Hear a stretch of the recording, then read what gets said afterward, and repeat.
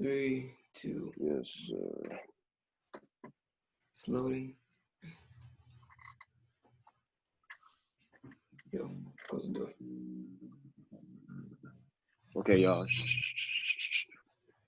Bass Players United family, how are you guys doing today? We have a very special guest in the house with us today, Mr. Alan Snoop Evans. He's toured all over, crazy bass What's players, up? played What's with up, Fred y'all? Hammond, to James Fortune, to Israel Houghton, to Donnie. I'm like, are there any names like out of the billions that I just missed out on? It's just been a blessing, man. I've been thank God to be able to just work with the people that I have. So yeah, I just love to play, man. I just Absolutely, love to play. It's yes, sir. good man. Hey man, why don't we start this off? Why don't you give us a little 10-second demonstration, kind of what you do? See, so a groove. Let me see. See.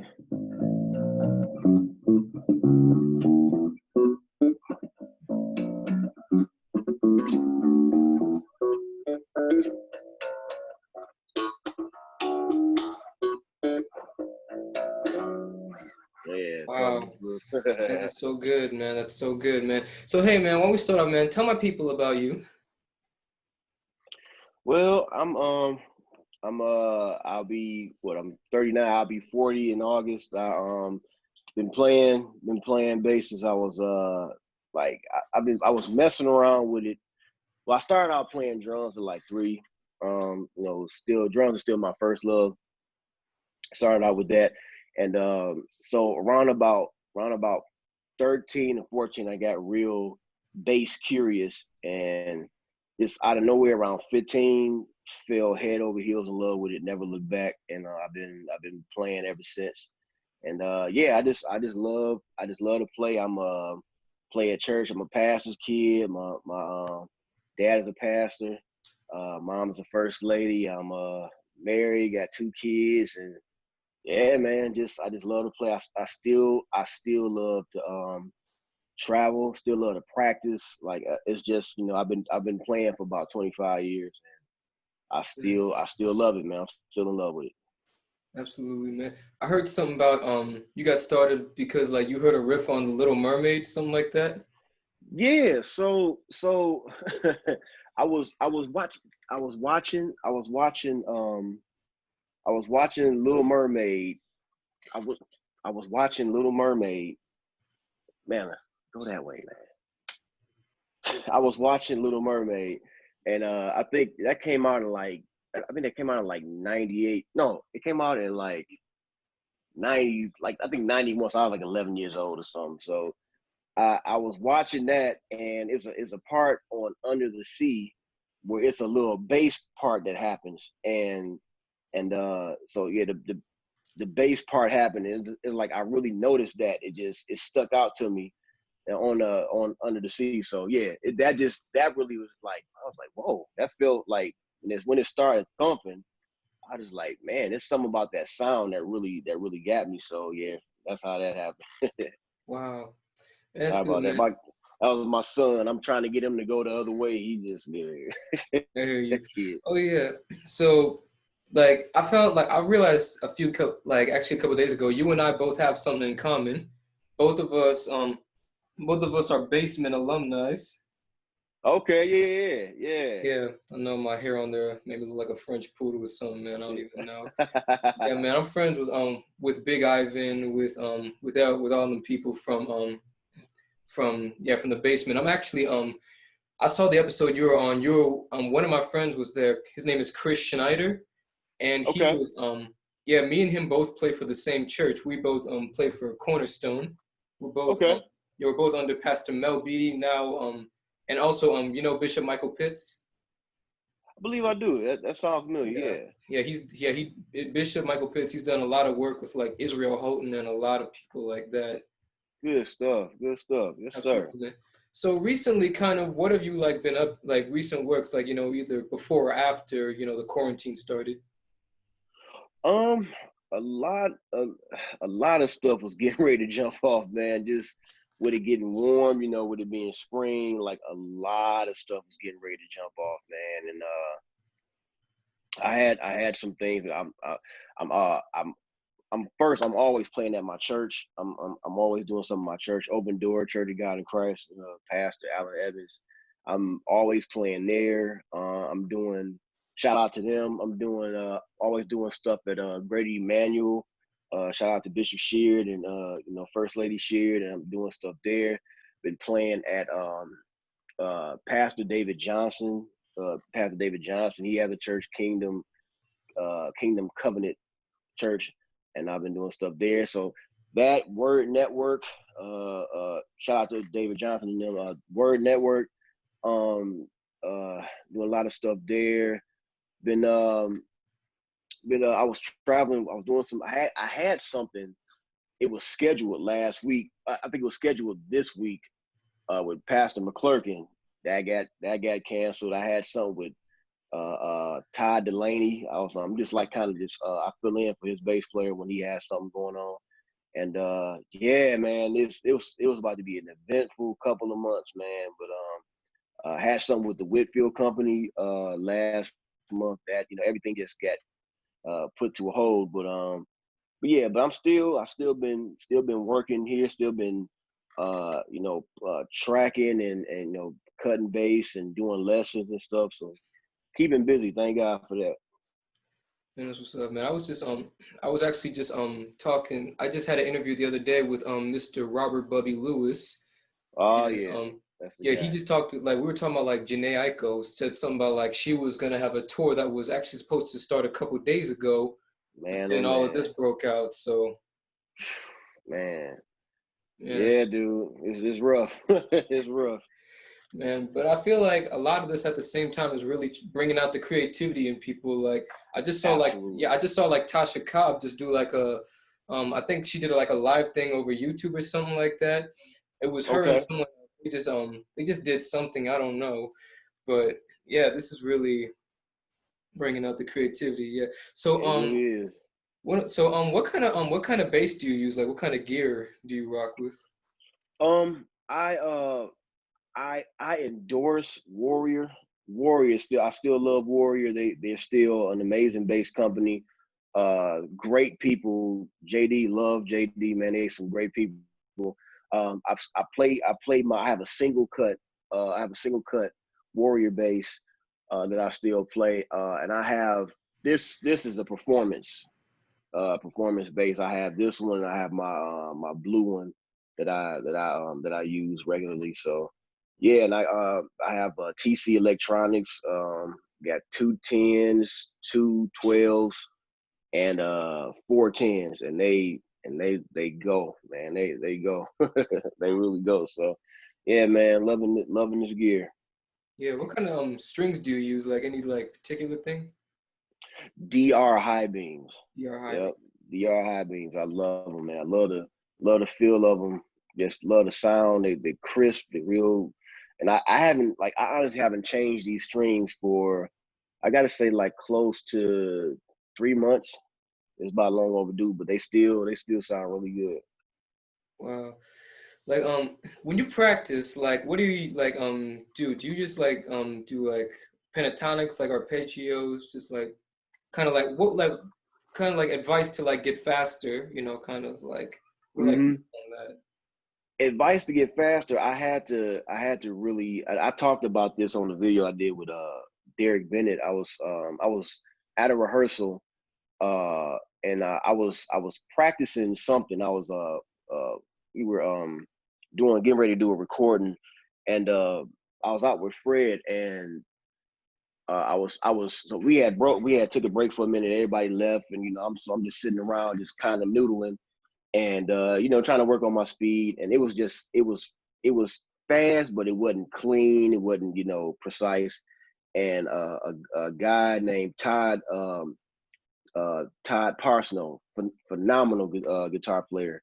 He said, "Whoa," he said, "Man, what are you doing?" I said, "I'm just working on my speed." He said, "Man, stop." He said, "If you can't play it slow, you can't play it." Mm, And I said, "What?" At first I said, "That don't make sense." And then I tried to play the lick that I knew that I was familiar with, and I tried it slow and couldn't like I was fumbling through it like I was just learning it. And so really to work on speed now, I start out with a metronome like at about 80, and I work on it, get it clean. I gradually speed up like about 5 beats per minute, and gradually till I get it like to 160. And with it getting faster, the cleanliness is getting faster as well. So yeah, that's what I work on.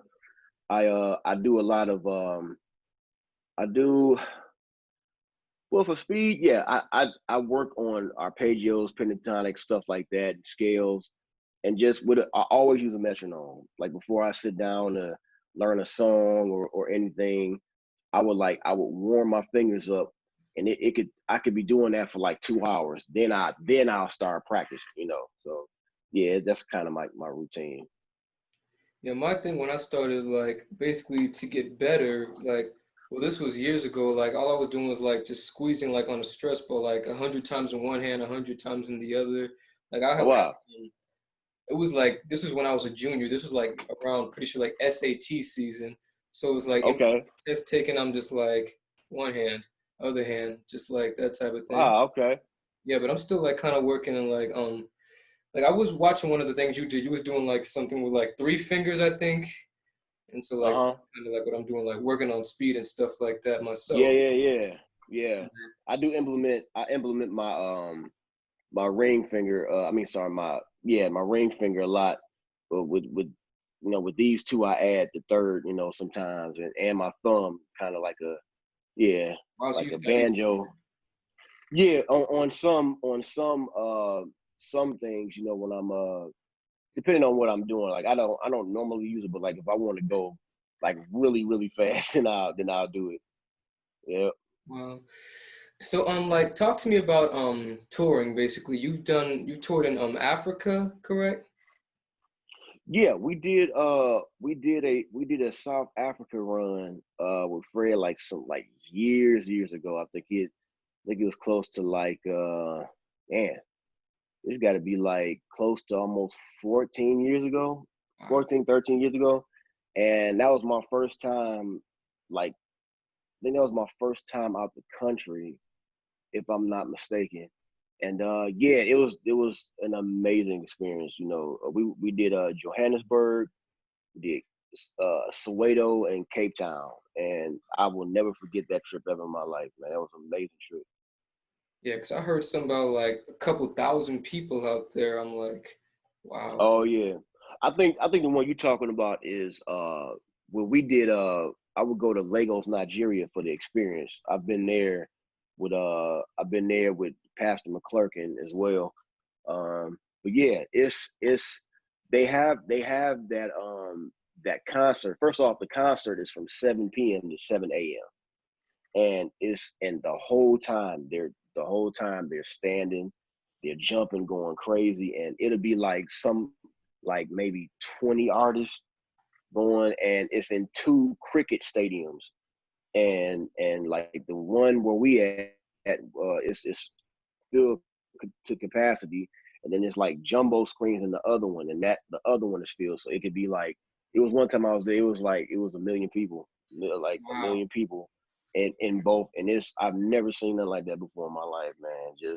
It's so many people, and then it's another whole overflow stadium, not an overflow section, an overflow stadium full of people. Like it's amazing. It's like Yep. 500,000, 500,000. Like, how do you like mentally just like kind of wrap your head around that? Like, oh snap, this is a million people here. Like, just how do you like just mentally like kind of yeah, just wrap your head around that? Honestly, like you really like when I whenever I start playing, I'm nervous.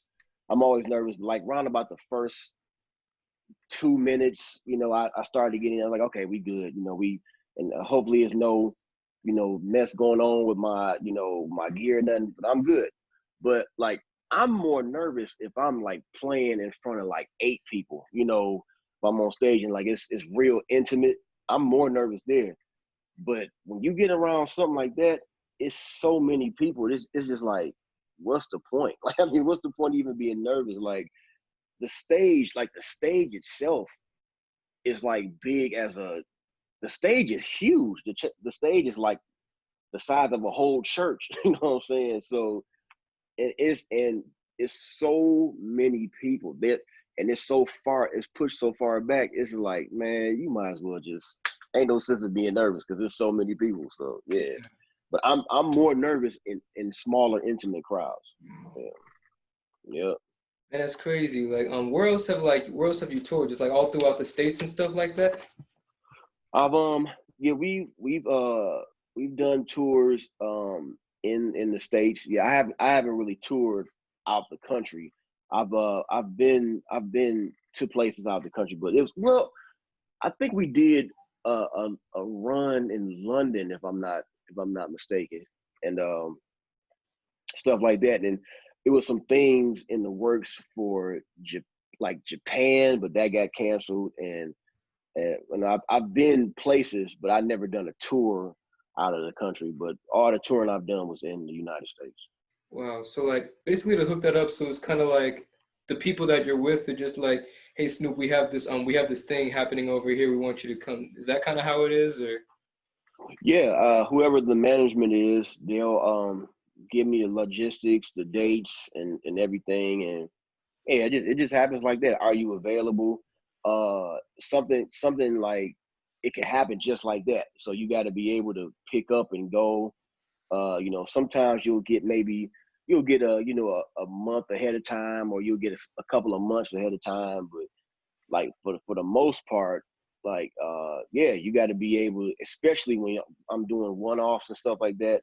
I did something for Pastor McClurkin one time, and it was a pop-up date, and I forgot where we went, but it was out the country. It was St. Kitts, and the concert was Sunday.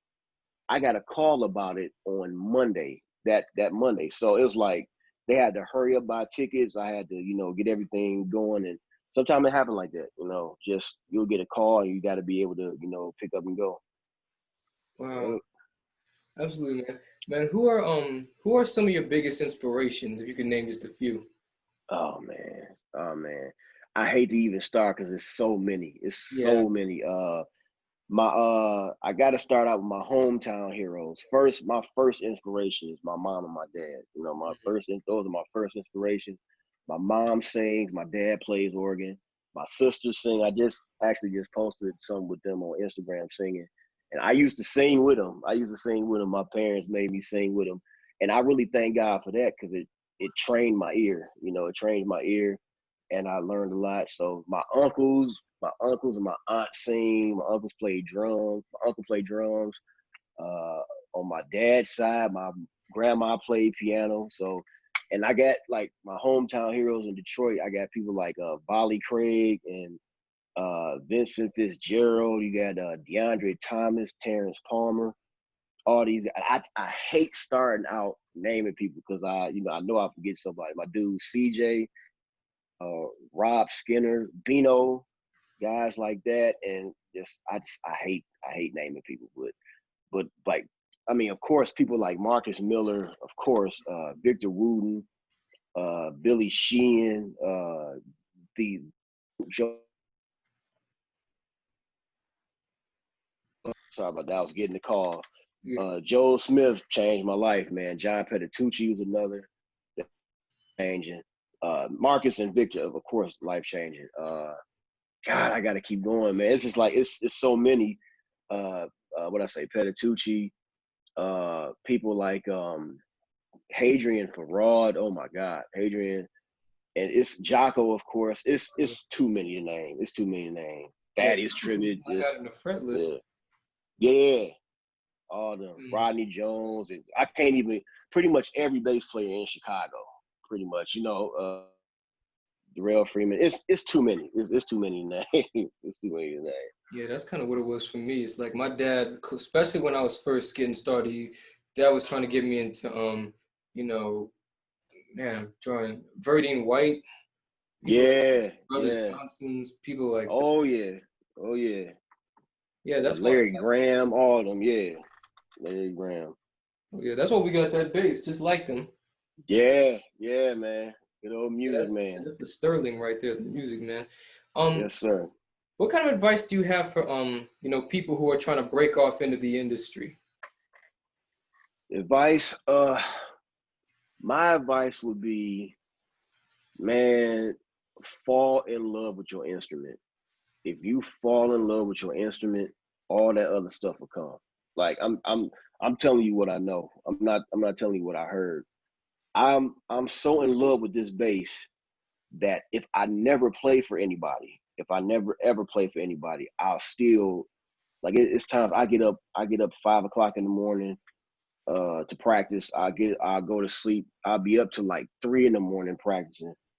If I never got a chance to play for anybody, if I just played at my church, if people just decided to use somebody else, I love my bass enough to keep playing. And when you love something that much, you're only gonna get better. You're only gonna grow. You're gonna stay relevant. You're gonna become innovative. And when you do all those things, you can't be ignored. You can't be ignored. You won't have to go running after, some things you gotta audition for, some stuff you gotta audition for, but word get out. Word of mouth is still the best form of communication. And when people know you, when people hear you play and they remember that feeling you gave them, they're gonna go out and tell it. They're gonna tell it. And that's what's gonna keep you working. So I just say, don't do it for the views. Don't do it for the people that don't do it for the views, for the endorsements, for the fanfare are the ones that get those things. The ones that aren't looking for that are the ones that get it. So that's why I say just fall in love with your instrument, learn, grow, keep a listening ear, always be able to listen no matter how long you've been playing. Always be humble enough to hear. You never, even if it's something that you don't like, at least you have it in your arsenal, in your repertoire, just to know. It's just information. All information is good. It's even if I like don't do it, it's still good to know that I shouldn't do that. So that's all. Yeah, I just say, man, just be willing to hear. Yeah, it's kind of like if you chase after money, it's gonna run. That type of thing. Absolutely, absolutely, Man. So absolutely. kind of like what we learn is, the gift makes room for us. So Yeah. kind of how is that like, I don't know if this makes sense. This is kind of weird question, but how is that kind of like played out for you? Um. Really, what I was really talking about just now. I've been so enamored with this bass until like I've honestly never had to audition. I haven't. Like I've just been blessed and put in situations, and I was just at the right place at the right time. When I started playing, like I tell people when I do clinics, I was a video game fanatic. All I did was play video games, and when I fell in love with bass, I was so head over heels in love with it. It was like I couldn't have that and my bass. Some had to go. So the game had to go so I can make time for this. So I can put all my energy into it. And when I did that, I got better. I started working with, I started playing at church. Then I started playing. I started playing. I'll never forget just playing for Bridget Stanfield. That's Rudolph Stanfield's wife. She had a youth choir, and that's when I started working with some of the greatest musicians ever. And Eddie Moore, Damian Brown, those guys, D. Paul, and Rudolph Stanfield himself, and playing for the youth choir. And I went to Rudolph Stanfield's group. Then I went from there to Anton Foster in chemistry, and from chemistry I went to Kiki to First Lady Sheard, and that to the Clark sisters. Then it literally happened just like that.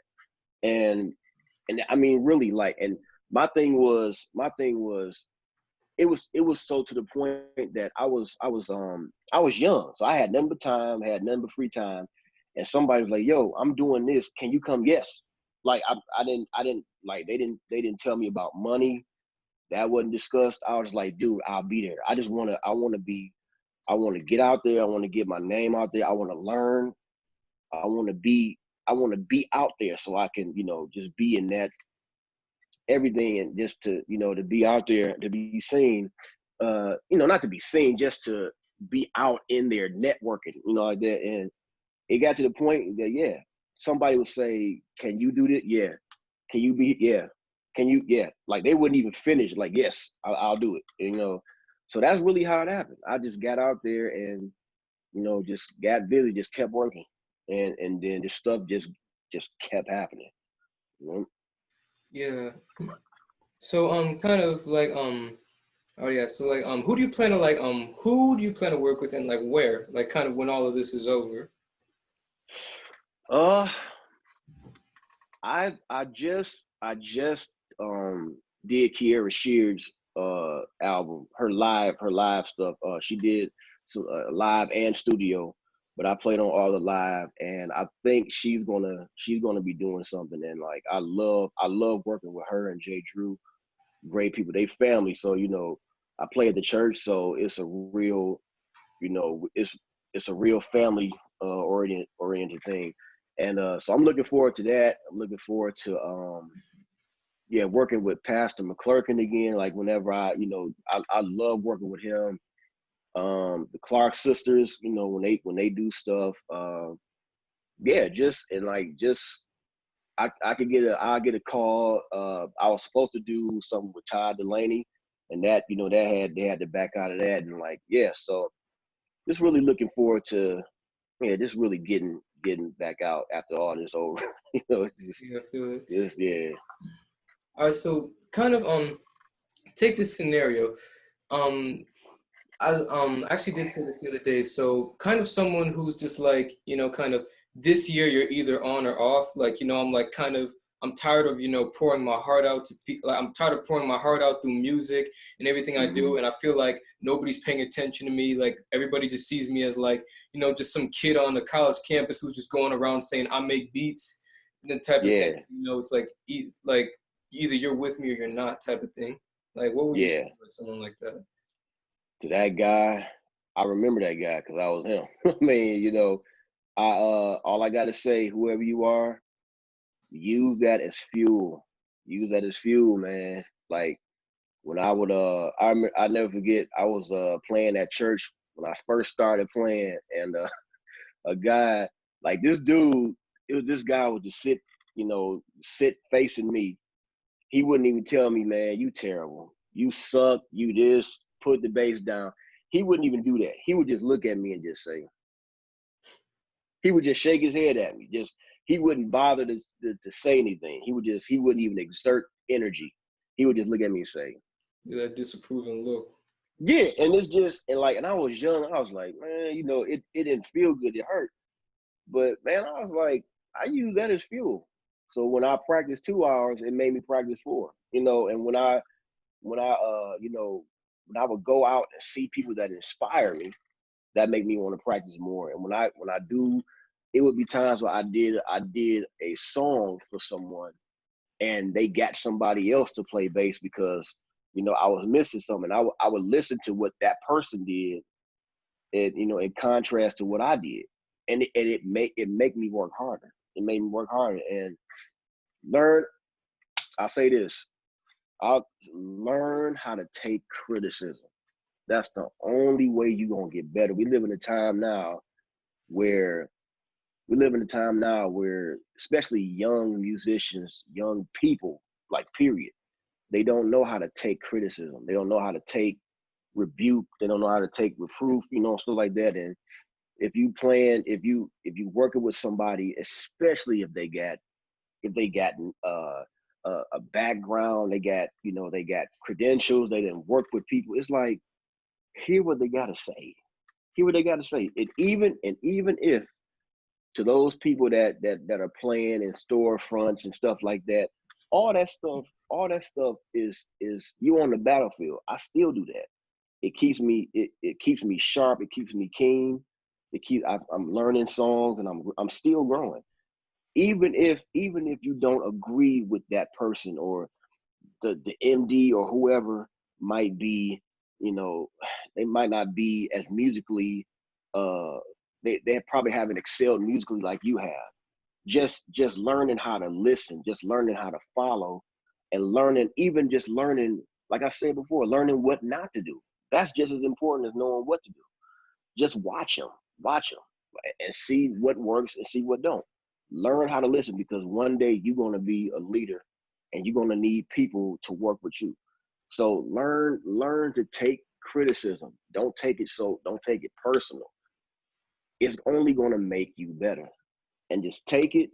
When you do something, people laugh, man, just take it. Don't make excuses. Don't make no excuses.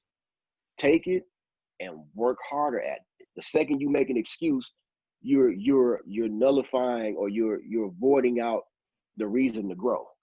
Don't make excuse. Well, you hit it wrong. No, I'm feeling a little tired. Nah, because there's been times where I've been tired and I've done some of my best playing. So don't make excuses. If you make a mistake, laugh it off, like and then go back and work on it. Hmm. And just learn to listen, learn to grow, and use all that negativity that seems to be negativity, because all of it ain't negative. All of it's, like, a lot of people say things to help you, and they definitely want to see you grow, but everybody ain't supposed to agree with you. Everybody ain't a hater. Everybody ain't a hater. Some people just know better, and they just gonna tell you, like, hey man, don't do that. And you gotta be humble enough to say, you know what, yeah, you're right, and take it in, and make just improve. So yeah, man. One thing that like I kind of learned as well is like all right, so it's like there's a lot of talented people that you see. You see them on YouTube. You see like people who are like probably like better and like faster bass players than either one of us, but you Yeah, never hear about them. Like I heard like kind of it's about like marketing yourself because they'll be I don't know how many years down the road and still playing like underground like pubs and whatever for like 10 people. yeah, Like what would you yeah. kind of say to that? um I say, I mean, sometimes the big stage isn't for everybody. Like, I mean, I don't look down on people that choose. Some people choose to do that. Some people like that intimate setting. Some people like being around, like, because, I mean, some of the best concerts I've ever done were with intimate crowds. It wasn't a huge, stadium. And I mean, those are great too, but it sometimes it depends on that person. And, like, I was watching one of my favorite DVDs is well, it was a DVD. It's like, when I bought it, it's Steely Dan, Two Against Nature. And Cornelius Bumpus was one of their horn section. He played saxophone. And Cornelius Bumpus used to play in the subways. He would just play in the subway. Dude got money. He's touring with Steely Dan. He didn't work with some of the, you know what I'm saying? But his his happiness, his happy place is when he's playing. I guess, I don't know if it reminded him of old times when he first started, you know what I'm saying? But you can you can get some of the best experience with small crowds. And I mean, now, if that's what they want, that's fine. But if it's because of their attitude, that plays a part in a lot. You can be the coldest dude on everything, but if you got a terrible attitude, people say, man, you are amazing, like you one of the greatest, but you like you're terrible as a person. I don't want nothing to do with you. You're really talented and you're amazing, but yeah, I'd rather not. That could be something that's stifling you, that's keeping you from excelling and going forward and working. So yeah, I mean, if you have a good attitude, people love being around you, people love working with you, and you choose to do those small avenues, because that's what people really are doing now. People are doing small avenues and stuff like that, small clubs, small venues, just for the intimate, just the intimate setting. But yeah, you should still be a good person to work with. That'll definitely make your it'll definitely make you more, I guess, more susceptible to working with other people and doing bigger stages and stuff like that. So yeah. Nice. We're about to close this out. So kind of what are like some kind of advice that that you could like give to kind of younger like up and coming people, people like trying to grow their career or like build their brand, those types of things. Really, brand. Study aside from what I said earlier, including all the things about learning to listen, having being able to take criticism. Along with that, I would say listen to everything. Listen to everything. I mean, listen to every type of, even music you don't really care for.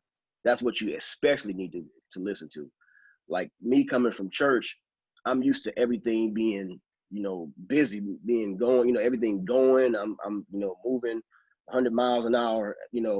So when I started listening to country, it's a total different. You gotta train yourself to do less. You gotta teach yourself. And at first I didn't like it because it was, different from what I was used to. But I found beauty in space. You know what I'm saying? And that, I'm telling you, that'll keep you working. It'll grow your vocabulary and only make you a better musician. It'll make you a better musician. So I say, yeah, listen to everything. Learn it for what it is. Learn the tone. Learn to listen to reggae. Listen to the tone. Listen to Motown. Listen to Jameson's tone. Get into tones. Get into sound and play it like the record. Learn how to play the record. Stuff like that. And yeah, your value will skyrocket. Absolutely. Wow. So where can people find you, like social media, like if they want to book you or anything like that? I'm working on my website. My website is pretty much done. I think I ain't wanna I don't wanna I wanna make sure everything is done before I put it out. So that's gonna be out shortly. I'm on Instagram at Snoop Face 32. I'm on Facebook. One of my pages is Alan Evans the second. The second one is Alan Ross Evans the second, and I'm on Twitter, Alan Snoop. I think that's my name. But yeah, you can catch me there, and my site will be out in a minute, and I'm gonna put the video up and everything for that. So yeah, that's how you can find me. Absolutely. Hey Genesis, I see you. Um, so man, absolutely, man. And listen, if I'm like next time I'm in the Detroit area, especially when this ends, like Yeah, I would love to meet up with you. I would love to work with you. I'd love to learn from you, man. man. Same here. Absolutely, man.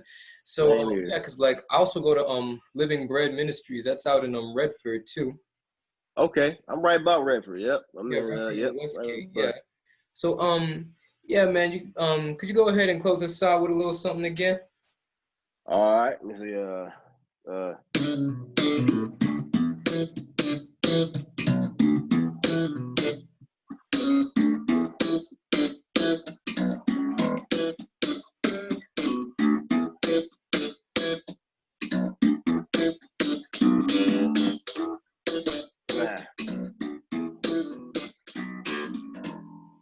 Nice, nice. My Y'all man, heard it first, man. Mr. Allen Snoop Evans my man. out here. Like, go find him on Instagram. Go find him on his social media pages. Also, Mr. Allen, I would love to have you be a part of this group, Two Bass Players Unite. So when this Cool, is done, I'm gonna send you a link. We're gonna get you started on the page. Like the whole idea, my we're man. building a community for like creative people like us to just come and it's like a playground for creative Yes, people. sir. Absolutely, man. So you guys heard Absolutely. it I enjoy first. If you guys myself. have not already, go join the page Bass Players Unite on Facebook. And as always, love, peace, soul, bass, Jesus. Yes, sir. Hey man, like I said, I'm from the I'm actually from the Pittsburgh.